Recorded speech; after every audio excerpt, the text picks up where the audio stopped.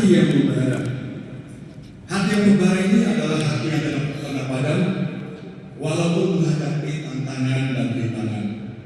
Hati yang membara ini tetap teguh dalam kasih dan panggilan, walaupun memang kadang secara manusiawi kita mungkin lelah, kita mungkin bosan dalam panggilan ini. Kita juga mungkin dalam relasi, mungkin kita juga mengalami tantangan bahwa akan saling melukai. Dan mungkin pada saat itu juga kita berpikir bahkan kita tidak dihargai. Pelayanan sejati membutuhkan hati yang seperti tema ini, hati yang tidak kenal menyerah, hati yang rela berkorban, hati yang senantiasa bersandar pada Tuhan sebagai sumber kekuatan. Mari kita melihat diri kita masing-masing. Tuhan tidak menuntut kita sempurna, tetapi Dia menginginkan kita berproses dan bertumbuh. Hati yang membara adalah hati yang terus belajar, rela dibentuk oleh kasih dan karunia-Nya, sehingga kita menjadi lebih berbelas kasih, lebih kuat dan lebih rendah hati. Kita tahu bahwa pelayanan bukanlah satu panggilan yang mudah. Ada banyak momen ketika kita merasa tugas ini begitu berat, ketika harapan tidak sejalan dengan kenyataan. Namun dalam setiap langkah yang kita ambil, kita mengingat bahwa kita tidak berjalan sendiri. Tuhan berjalan bersama kita. Dia yang menyalakan api di hati kita, dan Dialah yang akan menjaga api itu tetap menyala. Mari kita bersama-sama menjaga hati yang membara ini, agar terang kasih Tuhan menyinari hidup kita dan hidup sesama. Jadikanlah pelayanan ini bukan sekedar tugas, tetapi panggilan hidup yang kita jalani dengan sukacita dan penuh rasa syukur. Semoga pelayanan kita senantiasa teguh, setia, dan penuh kasih. Tuhan memberkati pelayanan kita semua. Rekan-rekan imam dan rekan-rekan pastor terkasih, pertemuan nasional atau dinas bukan pertama-tama sebuah rapat tahunan sebuah organisasi, tetapi dinas adalah pertemuan untuk membangun solidaritas, membangun dan mengembangkan partisipasi kita dan tanggung jawab kita satu sama lain, membangun dan mengembangkan persekutuan, membangun dan mengembangkan misi bersama, baik secara internal di dalam berbagai encounter maupun bersama dengan rekan-rekan kita, komunitas-komunitas dan gereja nanti keuskupan.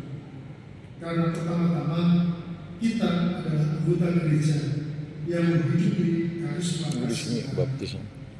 Lirik dinas kalau kita bawa ke berbagai penjuru Nusantara, setiap tahun kita mengadakan sidang dinas, kecuali pada waktu kita mengadakan sidang online.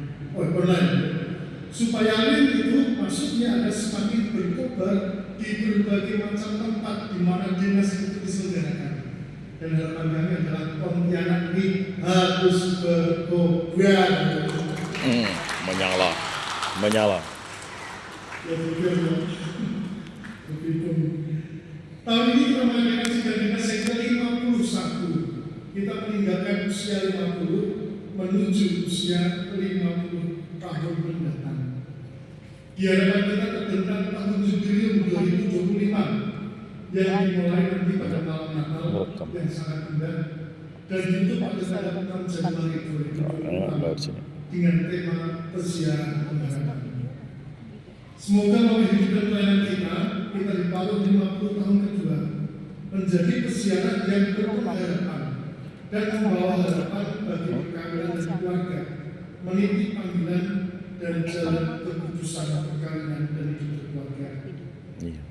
Dari mercusuar yang berdiri kokoh menjadi kapal perintis dengan lampu yang bersinar, berani menembus badai dan menjadi penunjuk bagi kapal-kapal lain untuk menyatukan kapal berjalan bersama. Marilah kita jadikan Dinas 51 ini sebagai langkah pertama penyegaran dan pembangunan Kabupaten Kota untuk berani dan mencari jalan-jalan baru dalam mematahkan cinta kasih. Bapak Uskup, rekan imam, Pak Sutri, sidang Dinas ke-51 di Tanah Borneo ini adalah kesempatan ketiga sidang dilaksanakan di bumi Kalimantan ini. Setelah tahun 2009 dan dari tahun 2017, dan keduanya itu dilaksanakan di kota Banjarmasin. Adalah kegembiraan bahwa sekarang akan dilaksanakan pertama kali di Pontianak. Untuk kepanitiaan sidang Dinas ini, kami dengan melibatkan 100 pasutri, dan ini juga ditunjang oleh semangat yang luar biasa dari Bapak Uskup kita tercinta Muslimin Agus. Maka rekan-rekan di Pontianak, gunakanlah momentum ini. Momentum ini tidak akan datang dua kali. Rawat momentum ini, bergerak bersama untuk menguatkan keluarga-keluarga. Harapan kami, dengan harap keluarga yang semakin kuat, maka gereja juga akan semakin kuat menantang memasuki 50 tahun tahap kedua kita melayani keluarga-keluarga. Dan untuk itu kami tidak mungkin berjalan sendiri. Kita harus berjalan bersama. Dan perjalanan ini adalah perjalanan maraton. Ini bukan lari sprint. Ini adalah perjalanan panjang. Maka kami membutuhkan Anda semua. Maka kami bertiga pada akhir ini mengatakan kami membutuhkan Anda, kami mencintai Anda. We need you, we love you. Terima kasih kepada Pak Sutri Kris Dewi dan Romo Aris. Lupa ya.